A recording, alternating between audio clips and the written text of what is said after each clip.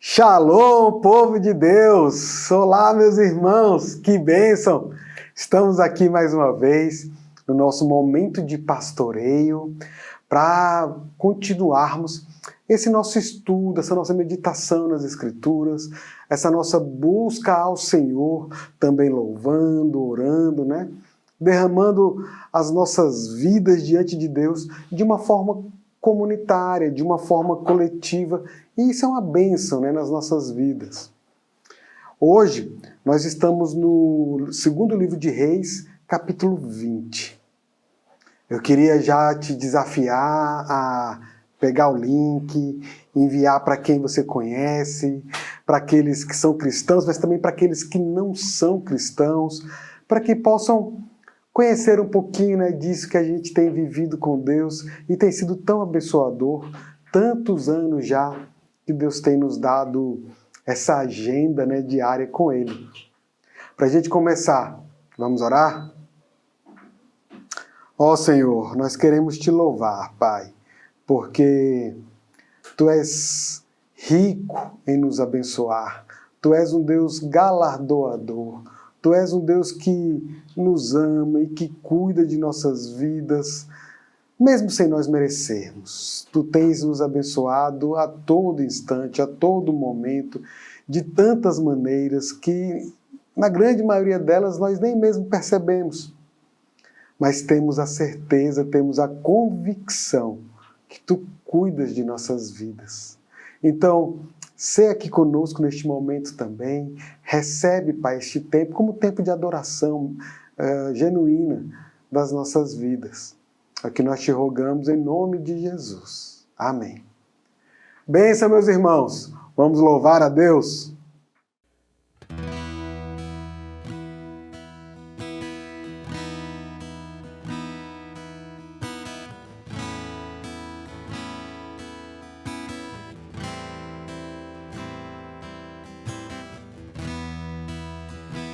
Precioso sangue,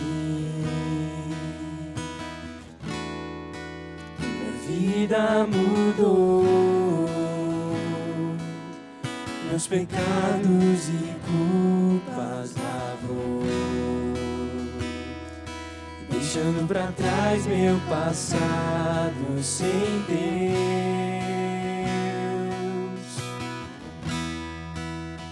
Foi nessa cruz que a minha história mudou, que a minha vida deu novo sentido,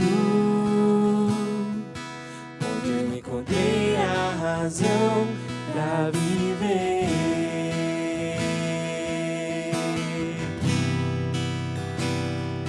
Jesus,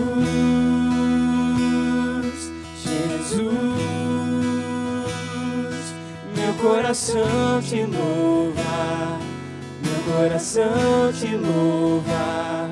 Jesus, Jesus, meu coração Te louva, meu coração Te louva, Jesus.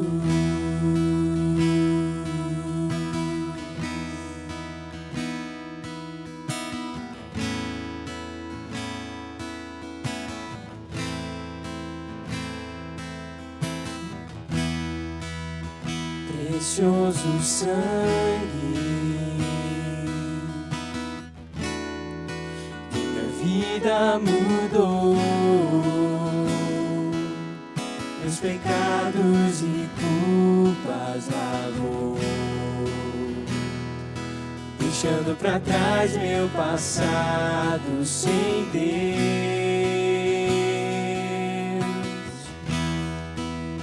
Foi nessa cruz que a minha história mudou, que a minha vida deu novo sentido, onde eu encontrei a razão pra viver.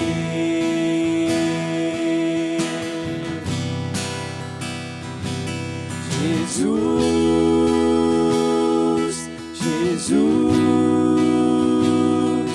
Meu coração te louva, meu coração te louva, Jesus, Jesus. Meu coração te louva, meu coração te louva, Jesus, Jesus, Jesus. O meu coração te louva, meu coração te louva, Jesus, Jesus, Jesus. O meu coração te louva, meu coração te louva, Jesus.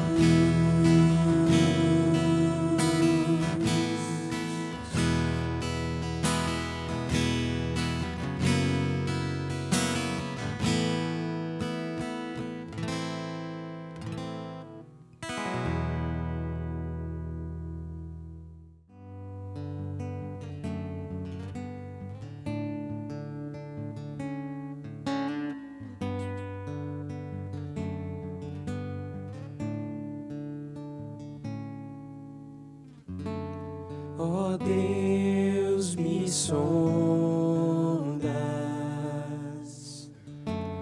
conheces-me, mesmo quando falho, eu sei, me amas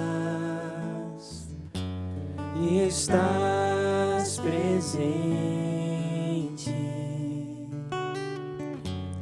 a me cercar em todo tempo. Eu sei, me amas, eu sei, me amas. Prostro-me diante da cruz, vejo o sangue de Jesus. Nunca houve amor assim. Sobre a morte já venceu, sua glória o céu encheu. Nada irá me separar.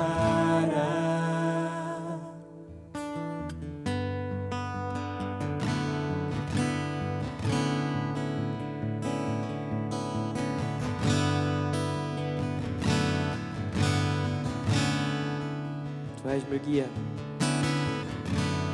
Tu és meu guia, meu protetor. Tua mão me firma, eu sei, me amas, eu sei, me amas. Prostro-me diante da cruz, vejo o sangue de Jesus. Nunca houve amor assim. Sobre a morte já venceu, sua glória o céu encheu. Nada irá me separar. O véu rasgou, o caminho abriu, tudo consumado está. O véu rasgou, o caminho abriu, tudo consumado está.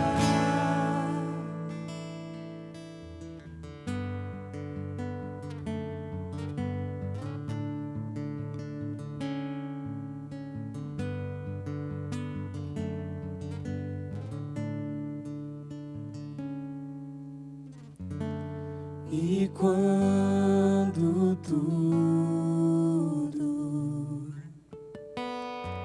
se acabar, estarei seguro, pois sei que amas, pois sei me amas. Prostro-me diante da cruz, vejo o sangue de Jesus. Nunca houve amor assim. Sobre a morte já venceu, sua glória ao céu encheu. Nada irá me separar. O véu rasgou, o caminho abriu, tudo consumado está. O véu rasgou, o caminho abriu, tudo consumado está.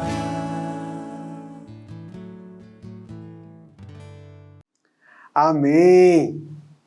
Belíssimos louvores, né? É isso, a palavra diz que a Deus lhe cai bem ser louvado. Como é bom louvar a Ele, né? Vamos orar mais uma vez? Como é que está a tua vida, meu irmão, minha irmã? Como é que está a tua vida devocional, tua vida espiritual? Como é que está teu relacionamento com Deus? Como é que estão as demais áreas da sua vida, os relacionamentos? Como é que está a tua família? Se você tem uma questão profissional aí, como é que está sendo isso? Não se esqueça nunca que a vida do cristão, ela é inteira. É a vida que é na igreja, é a vida que é no quarto lá fechado, é a vida que é no trabalho, é a vida que é na vizinhança, é uma única vida. E em toda ela, toda, sem a menor exceção, Deus está presente, cuidando de nossas vidas e conduzindo a nossa história. Essa convicção a gente não pode perder de vista. Pelo contrário, isso traz paz, isso traz alegria para a gente. Então, nos momentos difíceis, naqueles momentos que a gente sofre, que a dor chega, são nesses momentos que esta convicção nos lembra quem nós somos, aonde nós estamos e quem é o nosso Deus. Bom, coloca aí no chat o teu motivo de oração, as tuas questões pessoais, aquilo que você quer que a gente ore, né, acerca de sua vida. Não tenha vergonha disso, pelo contrário. A Bíblia nos ensina que é um privilégio nós termos irmãos, ou nós vivermos num corpo que nos sustenta em oração a Deus. E também somos privilegiados em podermos suportar aos outros, né? Orar pelos outros, né? Coloca aí no chat. Se você não tem um motivo em especial agora, olha os pedidos que foram colocados também, né? Ora por isso durante a semana, tá bom? Nós vamos orar aqui por aqueles motivos costumeiros já que nós sempre oramos. Ó Deus, nós estamos aqui diante de Ti, pois sabemos que Tu és o soberano do universo. Tu és o Rei dos Reis, o único Deus. Não há ninguém semelhante a Ti. Não há ninguém que ao menos tenha sondado os Teus pensamentos, os Teus planos. Tu és incomparável. Tu és inigualável. Ó Senhor, temos tantas coisas acontecendo em nossas vidas neste momento, desde um aspecto assim mais amplo da nossa nação aqui do Brasil, é um ano eleitoral, tantas coisas acontecendo, tantas alianças sendo formadas ou destruídas. E nós te rogamos, cuida do nosso país, cuida deste povo. Intervém, Pai, neste momento da história, para que as pessoas aqui do Brasil possam reconhecer que há um Deus verdadeiro que governa o universo e que governa o Brasil, que não permite que nada lhe escape de suas mãos. E esse mesmo Deus é um Deus cheio de amor, é um Deus cheio de misericórdia, é um Deus cheio de graça, mas é também um Deus de justiça. É um Deus que se ira contra o pecado. Pai, nós queremos te rogar também pela nossa liderança espiritual.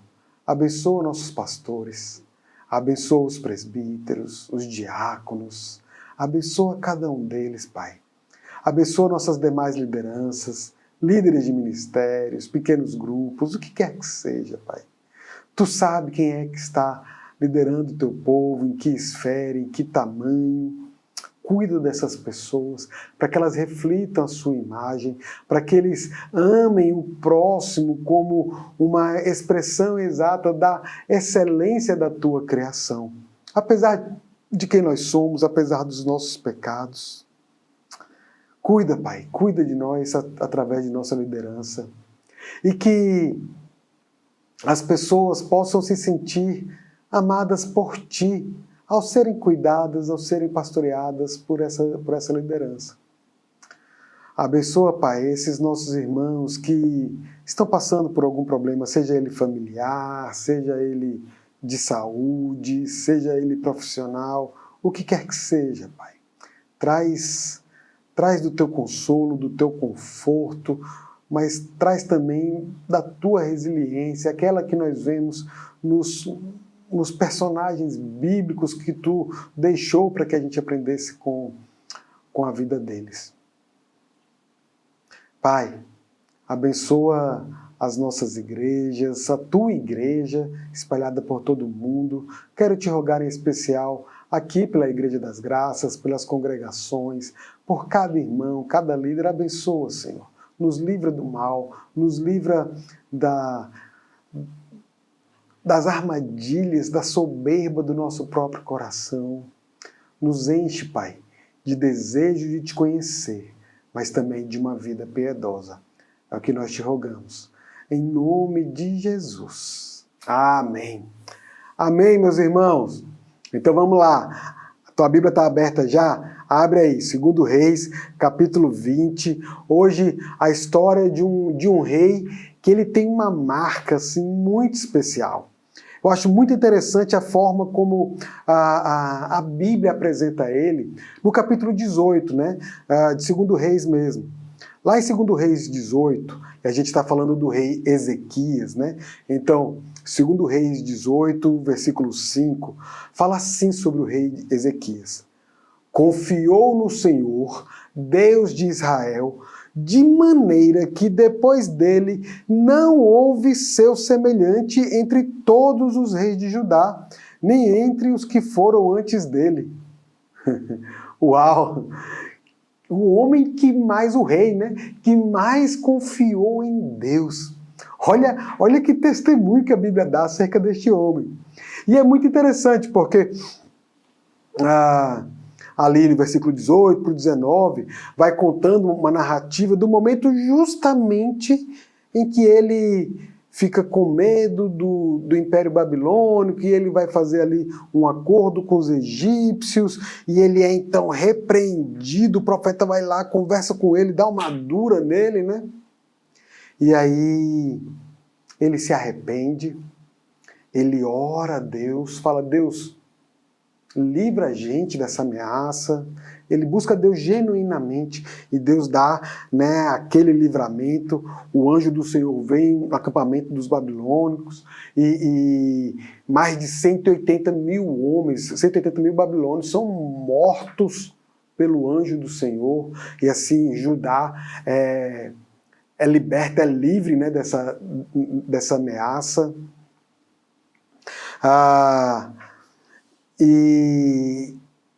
E Ezequias, ele é então um rei que tem essa marca desse relacionamento com Deus, de assim, de ser alguém que confia muito em Deus, mas que de ser alguém também que dá umas bobeiras, que dá umas vaciladas, sabe? Eu acho que isso é importante para a gente, para nós entendermos nossa vida, para nós entendermos o nosso relacionamento com Deus, para que a gente também tenha ousadia de buscar a Deus, mas a paz e o descanso de um relacionamento verdadeiro com Ele, né? Vamos para o texto. Veja aí, 2 Reis, capítulo 20, versículo 1. A gente vai ler só o versículo 1 agora. Naqueles dias, Ezequias adoeceu de uma enfermidade mortal. Veio ter com ele o profeta Isaías, filho de Amós, e lhe disse: assim diz o Senhor, põe em ordem a tua casa, porque morrerás e não viverás. Esse é o profeta Isaías, lá do livro, né, o livro de Isaías, dos profetas maiores e tal, né? E vejam que palavra dura que Deus estava dando para o rei através do profeta Isaías. Você vai morrer, é certo, você não vai continuar vivo. Então, põe em ordem a tua casa. E eu parei aqui, né, já no versículo 1 da nossa leitura, porque essa palavra casa, no hebraico, ela tem um contexto, uma aplicação muito rica e muito profunda. E eu queria meditar um pouquinho nela aqui com vocês. Porque a palavra casa é bait, né? E ela diz, em primeiro lugar, um primeiro sentido que a gente poderia entender, né? É o sentido literalmente de casa. Ou seja, aquele lugar que abriga uma família, né? Então, é como que se Deus estivesse falando assim, dentro desse contexto, né? Ezequias, seja um bom mordomo dos recursos que eu te dou. Olha para a tua casa, olha para a tua família, deixa as coisas organizadas. Não destrói, não consome isso. Não! Uma vida que reflete um relacionamento íntimo comigo, Ezequias, ela pode ser vista na mordomia dos recursos que eu te dou. E isso para nós já é uma questão assim de uma aplicação tremenda em nossas vidas. Porque a gente vive em tempos, a gente vive numa sociedade que parece que qualquer coisinha nos desperta uma ansiedade, um desejo pelo consumo de alguma outra coisa, né? Às vezes a gente tem um carro até relativamente novo, né? Não é um carro tão velho assim, mas é lançado um carro, né? Uma versão nova daquele carro, e aí ele tem uma luz que não pisca do lado direito, pisca do lado esquerdo, sei lá, o que não pisca na cor azul, agora pisca na cor verde, ou que ele tem uma linha que é não sei aonde. E esse negócio, né, mexe com a nossa cabeça, mexe com o nosso coração. Às vezes a gente olha, fulano de tal viajou, foi não sei para onde, né, foi para o sertão, foi para o sul do país, foi para a Europa, foi para a Ásia, sei lá, né, e a gente fica, eu quero, eu preciso, E Deus fala assim, olha, faz calar a tua alma, faz calar o teu coração. Seja um bom gestor daquilo que eu te dou. Me honre com os recursos que eu mesmo te dou. Afinal de contas, Deus, ele é o Deus do ouro e da prata. Ele é o dono de tudo. Percebam como é profundo já essa primeira aplicação. Mas há uma segunda aplicação que eu queria falar com vocês, porque essa palavra que é traduzida como casa, ela também pode ser traduzida como família. Ou seja, Deus está falando também para Ezequias assim, como é que está a tua esposa? Como é que estão os teus filhos? Como é que estão os teus servos? Porque naquele momento, né, falar em família, nesse sentido de casa, englobava todo mundo que estava sob o cuidado daquele homem, né? Então, como é que estão as pessoas aí? Você tem cuidado espiritualmente delas? Você tem cuidado emocionalmente delas? Você tem sido um bom pai, um bom marido? Você tem sido um líder espiritual, um discipulador para eles? Não se esqueça, Ezequias, você é o primeiro contato entre eles e Deus. E é assim também nas nossas vidas, é assim também nas nossas famílias. Nós somos a expressão desse relacionamento com Deus para dentro de casa. E assim, não importa, meu irmão, minha irmã, se você não tem filhos, ou se os filhos já não moram mais com vocês, se os filhos já são adultos, você é o primeiro discipulador deles. E eles são seus primeiros discípulos, né? Então, eles têm que olhar para você e falar, rapaz, Deus é bom. Deus é bom. Eu quero esse Deus. Olha como que meu pai, que minha mãe, que meu irmão, que meu filho, olha como que ele ou ela aqui são apegados a Deus. Olha a paz que eles têm. Então, é óbvio, né? Assim, a gente sabe que a salvação ela é uma ação direta de Deus na vida de cada indivíduo, na vida daqueles que Deus mesmo escolheu. Mas Ele nos chama para sermos esse discipulador, de forma que a igreja, a palavra, sirva como testemunha para a vida daquela pessoa. Então, em primeiro lugar, Ezequias, em primeiro lugar, meu irmão e minha irmã, seja um bom mordomo das coisas que Deus tem te dado. Em segundo lugar, cuide espiritualmente da sua família. E eu acho muito especial, porque se por um lado, né, a Bíblia faz a analogia do homem, dentro do casamento, né, sendo o cabeça da mulher, né, assim como Cristo é o cabeça da igreja, então o homem sendo esse líder. Mas a Bíblia também fala assim, que a mulher sábia edifica a sua casa, mas a tola com as próprias mãos a derruba. Ou seja, se a família estiver mal, não é culpa só do homem e nem é culpa só da mulher. É a missão deles enquanto casal. E Deus está falando disso aqui com Ezequias.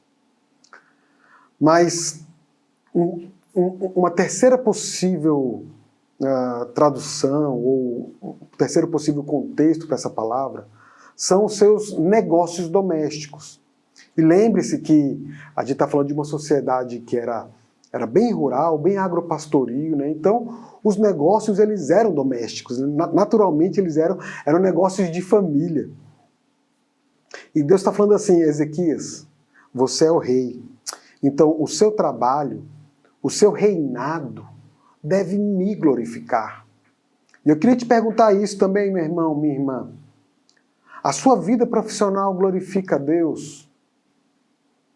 As suas palavras, as suas conversas, a sua dedicação, a sua lealdade, a sua fidelidade ao teu Senhor, né, ao teu chefe, mas em primeiro lugar a Deus ali dentro.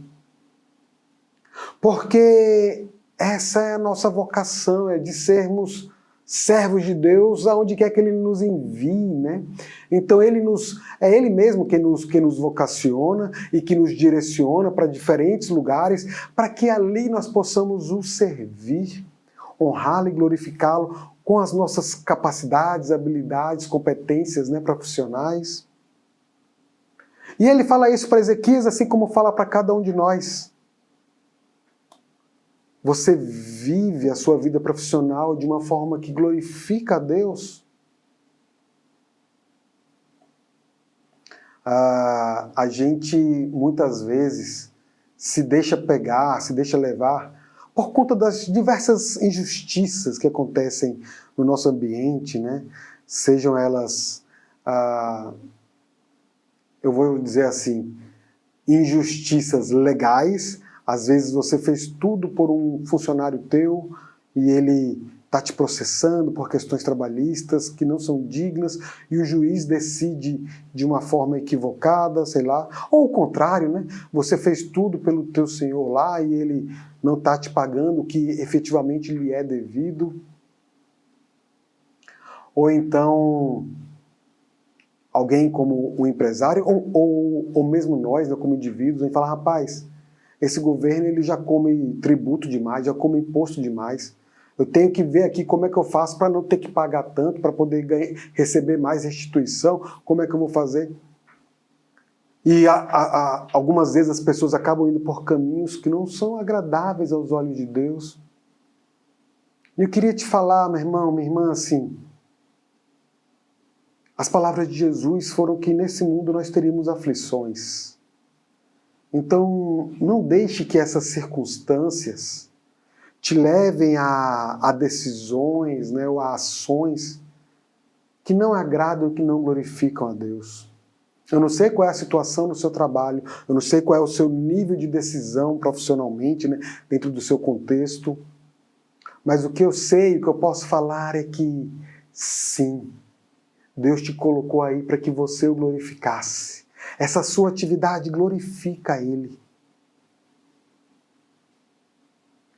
Busque isso com alegria.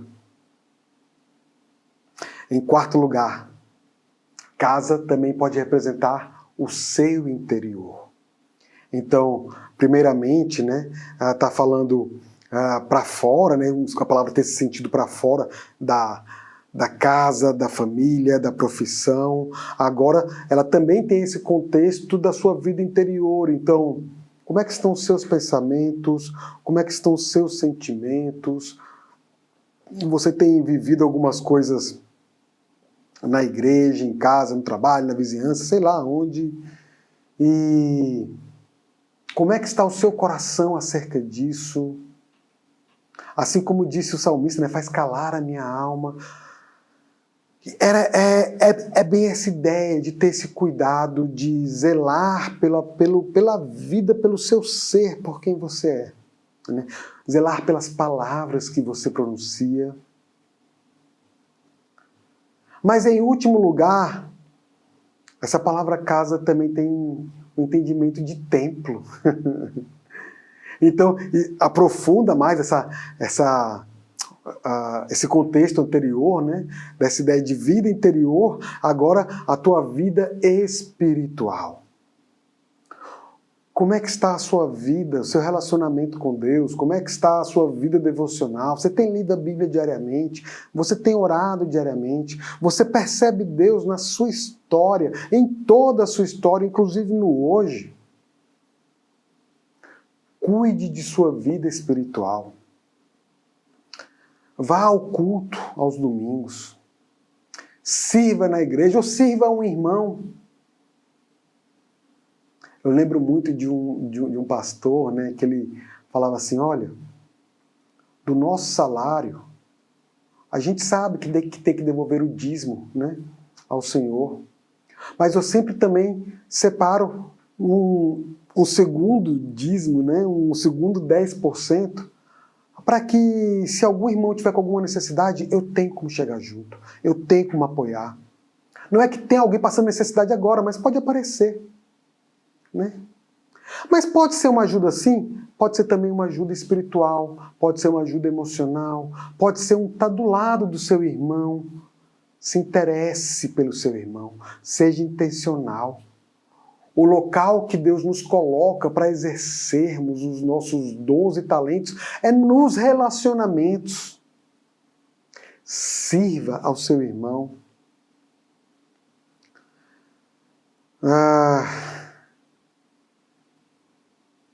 Enfim, essa palavra casa, ela traz esse contexto tão rico e tão profundo que Deus está falando para Ezequias e também está falando para a gente. Cuida da tua vida, cuida da tua casa, cuida de tudo aquilo que Deus tem te dado a fazer. Como diz o rei Salomão, né? De tudo aquilo que Deus tem nos dado a fazer, faz-o de todo o coração. Em outras palavras, talvez usando uma linguagem moderna, né? Só tem um jeito de fazer qualquer coisa. Qualquer coisa. É fazer bem feito para a glória de Deus. Para a glória de Deus. Todas as coisas. Tudo que tu vai fazer. Não importa onde, não importa quem está vendo. Faça bem feito. Para a glória de Deus. Vamos voltar ao texto. Versículo 2. Então virou Ezequias o rosto para a parede e orou ao Senhor. Lembre, Isaías chegou para ele dizendo: arruma tua casa porque tu vai morrer, você não vai viver. E aí Ezequias vira o rosto para a parede, ora ao Senhor dizendo, versículo 3, lembra-te, Senhor, peço-te, de que andei diante de ti com fidelidade, com inteireza de coração, e fiz o que era reto aos teus olhos, e chorou muitíssimo. Percebam que a notícia que o rei recebeu não foi um trote, não foi uma pegadinha, né? Não, foi a palavra do Senhor por intermédio do profeta do Senhor, né? Era algo real. E eu fico aqui imaginando, Ezequias deve ter ficado desesperado. Imagina alguém falar assim para você, né? Chegasse um profeta de Deus e falar: ajeita a tua vida porque Deus disse que tu vai morrer. Então, a pessoa deve entrar em choque, e é como eu imagino que o rei Ezequias estava. E nesses momentos, esses, né, que pega a gente de supetão, dá uma, né, de surpresa assim, a gente fica às vezes meio que sem reação, o que é que você normalmente faz? Tem aqueles que buscam, que vão se lamentar, né, que vão reclamar de algum tipo de injustiça, tem aqueles que vão buscar ajuda de um parente, de um amigo, aqueles que vão se queixar com alguém que está acima, que vão buscar ajuda, né, sei lá, ou conselho de alguém que está acima. Ezequias orou. Ninguém está acima de Deus, né? Ninguém pode mais do que Deus. Então Ezequias orou. E tem uma questão muito interessante na oração de Ezequias, porque assim, a gente sabe que ele orou e que ele chorou por conta dessa mensagem. Mas as palavras que foram escritas aqui na Bíblia, foram as palavras que Ezequias falou, não mencionam nenhum pedido de cura. Vocês repararam isso? Ezequias não pediu cura, ele falou: lembra-te de mim, lembra-te da vida que eu tive contigo. Talvez assim, né, não foi Ezequias quem deu a alcunha a ele mesmo, mas meio que falando assim: lembra-te de que eu sempre confiei em ti, né? E acontece uma coisa maravilhosa, porém que pra gente não é nenhuma grande novidade, né? Deus responde à oração do justo. Versículo 4. Antes que Isaías tivesse saído da parte central da cidade, veio a ele a palavra do Senhor, dizendo: volta e dize a Ezequias, príncipe do meu povo, assim diz o Senhor, o Deus de Davi teu pai. Ouvi a tua oração e vi as tuas lágrimas, eis que eu te curarei ao terceiro dia. Subirás à casa do Senhor, acrescentarei aos teus dias 15 anos, e das mãos do rei da Assíria te livrarei, a ti esta cidade, e defenderei essa cidade por amor de mim, por amor de Davi, meu servo. Rapaz, Deus não curou só não. Deus deu para Ezequias uma garantia, né? Ó, vou te dar uma garantia de 15 anos aqui. Se qualquer coisa acontecer, pode acionar, né, a garantia, porque essa garantia aqui não vai dar errado não, é certo. Você vai ter 15 anos de vida. Versículo 7. Disse mais Isaías: tomai uma pasta de figos, tomaram-na e puseram sobre a úlcera, e ele recuperou a saúde. Veja, Deus curou Ezequias completamente e deu esses 15 anos aí, né, de presente.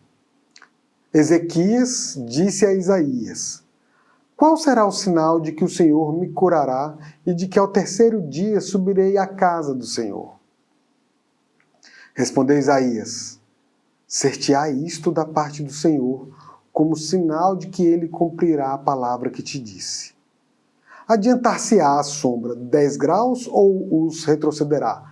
Só lembrando, ele está falando aqui de um relógio, né, um relógio solar, tinha meio que uma haste assim, né, e conforme a sombra andava, as pessoas viam mais ou menos qual era a hora do dia. E Isaías está falando assim, ó, a garantia que Deus vai te dar é: escolhe se você quer que avance 10 graus ou que retroceda 10 graus. Deus vai mexer no tempo. Somente, né? Versículo 10. Então disse Ezequias: é fácil que a sombra adiante 10 graus.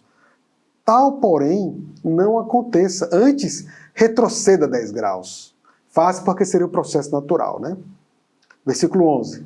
Então o profeta Isaías clamou ao Senhor e fez retroceder 10 graus a sombra lançada pelo sol declinante no relógio de Acás. Eu não quero focar aqui agora na nossa conversa nessa questão da sombra, né, por conta do sol no relógio, a sombra retrocedeu 10 graus.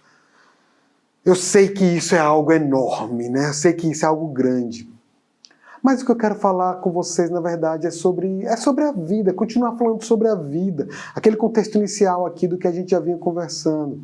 Porque é durante a vida que nós temos a chance, a oportunidade, o privilégio, o gozo de adorar a Deus, de experimentar a sua maravilhosa graça e conhecer o prazer de andar nos caminhos do Senhor. É nessa vida que a gente consegue viver tudo isso, né? Uma grande verdade é que há prazer na vida com Deus. Na criação, Deus criou um jardim chamado prazer. Deus cria o homem e Deus coloca o homem no local de prazer. Há prazer em Deus, na nova vida que Ele nos dá.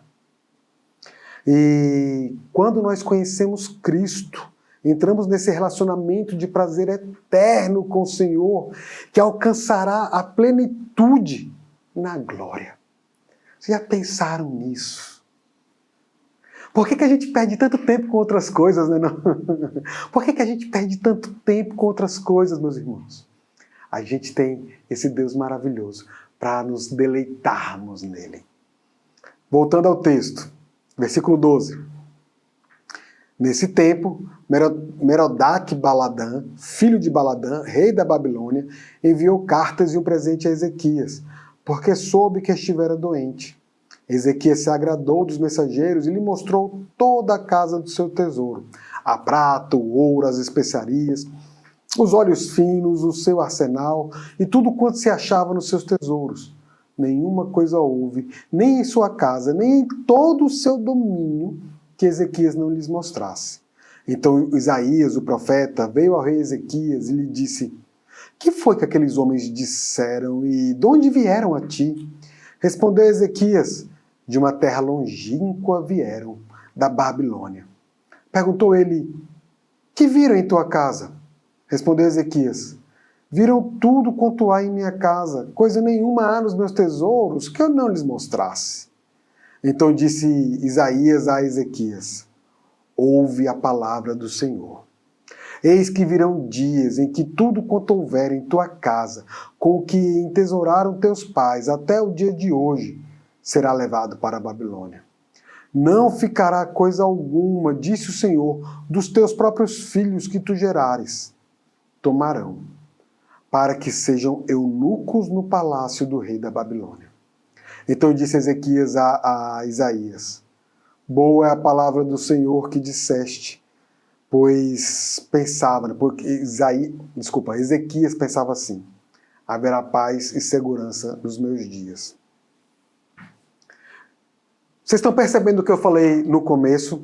Aquele homem, conhecido por Deus, que confiava em Deus, também dava suas mancadas, tinha os seus tropeços. Ele recebeu a bênção de Deus, da cura e dos 15 anos de vida. Então ele chama, né, o inimigo para dentro de casa e fala assim: ó, aqui é tudo que eu tenho, toda a minha riqueza, meu armamento, as casas, o povo, o gado, é tudo que eu tenho. E deu a conhecer de tudo com aquele que queria matá-lo, destruir o seu povo. E aí vem o julgamento do Senhor e diz que palavra dura a palavra dura que foi dita, né, que os filhos dele seriam levados cativos. E o pensamento de Ezequias é: ufa, pelo menos não vai ser comigo. Vê que vacilado, o tamanho do vacilo é exatamente esse, né? É enorme. Mas vamos continuar no texto, né? Então, versículo 20, quanto aos mais atos de Ezequias, e todo o seu poder, e como fez o açude e o aqueduto, e trouxe água para dentro da cidade, porventura não está escrito no livro da história dos reis de Judá? Descansou Ezequias com seus pais, e Manassés, seu filho, reinou em seu lugar. Manassés, que foi um rei terrível, que foi levado cativo, pendurado, né, pelos babilônios, tá, enfim. Mas a gente viu nessa história que Ezequias ele foi curado de uma úlcera mortal, né, por Deus. Mas não havia doença pior, não havia peste pior do que o seu próprio pecado. E isso também é uma grande verdade em nossas vidas. Não há doença pior, não há peste pior, não há úlcera pior do que o nosso próprio pecado diante de Deus. Mas eu vou falar uma coisa ainda mais tremenda do que foi com Ezequias, porque Deus não está te dando apenas 15 anos. Deus está te prometendo uma vida eterna. Muito maior que a garantia de Ezequias. Muito maior que aqueles 15 anos. É uma vida eterna com o Senhor. Jesus veio a este mundo, Ele morreu, Ele ressuscitou, Ele subiu aos céus e Ele está sentado à destra de Deus para que não houvesse mais nenhuma mancha na sua alma, na minha alma. O nosso chamado, meus irmãos, é o de confiar em Deus. E por mais que você possa ter vacilado, por mais que você possa ter caído, por mais que você possa ter tropeçado, há tempo de se arrepender de seus pecados. Volte para Deus. Volte agora. Porque Ele está te esperando de braços abertos, dizendo: vem, filho meu. Vem, filho meu. Meus irmãos, que Deus te abençoe. Vamos orar mais uma vez? Senhor, que grande história é essa? Que grandes ensinamentos tu tens para nós. A gente acabou passando rápido por tantas partes do texto, porque o tempo é exíguo. Mas o teu texto ele é riquíssimo, é maravilhoso e nos revela mais de ti.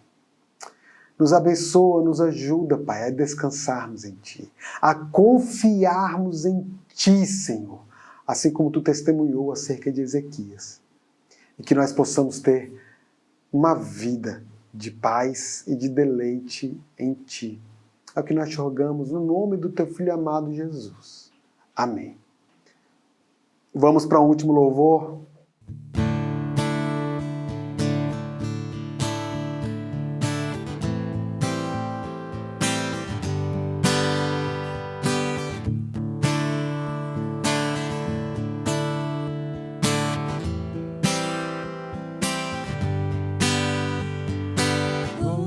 E honra, poder e glória pertencem ao nosso Deus. Todos os povos, tudo que existe, louvem ao eterno Deus. Toda língua confessará tua grande glória, todo joelho se dobrará. Em louvor exaltado sempre serás, e o teu reino jamais passará, ó eterno Deus.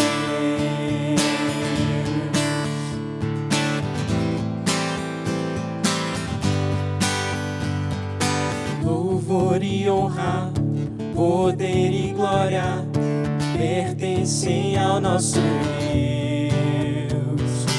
Todos os povos, tudo que existe, louvem ao eterno Deus. Toda língua confessará tua grande glória, todo joelho se dobrará. Em louvor exaltado sempre serás, e o teu reino jamais passará. Toda língua confessará tua grande glória, todo joelho se dobrará. Em louvor exaltado sempre serás, e e o teu reino jamais passará, ó eterno Deus.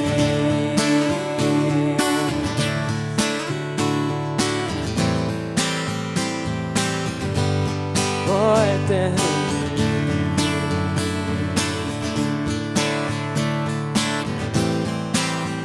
Teu reino será para sempre. Teu reino será para sempre. Cantem ao eterno Deus, pois nada consegue se comparar. Cantem ao eterno Deus. Teu reino será para sempre. Cantem ao eterno Deus, pois nada consegue se comparar. Cantem ao eterno Deus. Toda língua confessará tua grande glória, todo joelho se dobrará. Em louvor exaltado sempre serás, e o teu reino jamais passará. Toda língua confessará tua grande glória, todo joelho se dobrará. Em louvor exaltado sempre serás, e o teu reino jamais passará, ó eterno Deus.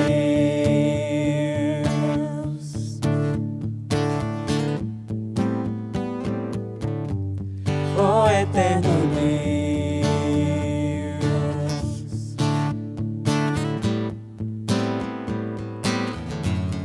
Ó eterno Deus. Amém, meus irmãos? Assim a gente encerra nosso momento de pastoreio. Nos vemos na próxima. Deus te abençoe. Tchau, tchau.